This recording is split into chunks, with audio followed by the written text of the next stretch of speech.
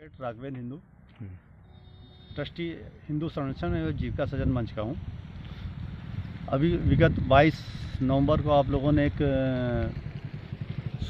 पेपरों के माध्यम से एक समाचार पढ़ा होगा, जिसमें गुड्डू और गोलू नामक दो युवकों ने अपनी बहन से छेड़छाड़ करने पर एक शांति दूत मोहम्मद मुश्ताक की कुल्हाड़ी से हत्या कर देने का आरोप लगा था उनके ऊपर, जिसमें कि मोहम्मद मुश्ताक जो है पिछले 3 महीने से इनकी बहन को बहुत परेशान कर रहा था और कह रहा था धर्म परिवर्तन कर लो और मेरे साथ निकाह कर लो, वरना मैं तुम्हारे भाइयों को मार डालूँगा, तुम्हारे माँ को मार डालूँगा। और जब आता था, ट्रक चलाता था, जब आता था तब इनके साथ परेशान बदतमीजी करता था और निकाह करने का दबाव बनाता था। और मोहम्मद मुश्ताक के पिताजी को इन्हीं लोगों के पिता ने अपनी ज़मीन देकर मकान अपने घर के बगल में बनवाया था, लेकिन पुराना इतिहास जैसा चला आ रहा, उसी इतिहास के अनुसार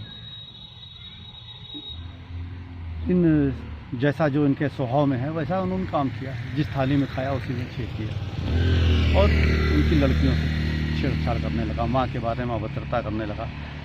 तो ऐसे एक दिन माँ बेटी घर में थी, तब ये मुश्ताक आया और बदतमीजी करने लगा लड़की से। तो लड़की और लड़की की माँ बात ना बढ़े इसलिए बाज़ार चली गई अपना सामान खरीदने के लिए।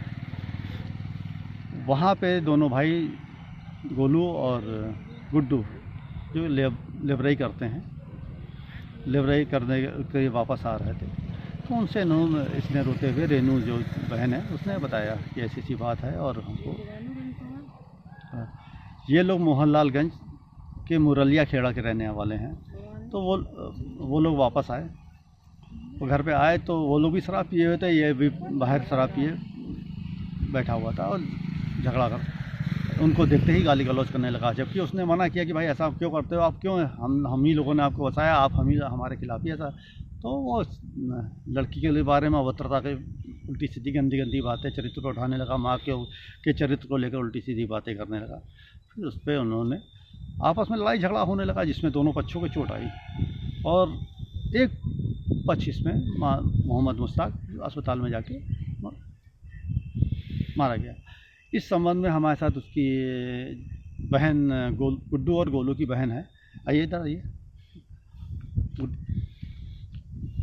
आप इनसे पूरी जानकारी लें इस बारे में, आप बताइए। जी सर, ये 3-4 महीने हो गए ये मुझसे छेड़खानी कर रहा था और ये रोज मुझसे छेड़खानी कर रहा था। मैं बर्दाश्त करती गई। 1 मिनट रुको। हाँ ठीक है, चलिए। मैं अपने भाइयों को नहीं बता रही थी और फिर उसके बाद में हम लोग एक दिन बाज़ार चले गए और मेरे पिताजी ने एक दिन इनसे जो मेरे पिताजी ने आए थे तो ये कह रहे थे कि मुझे अपनी घर के बगल में ज़मीन दो।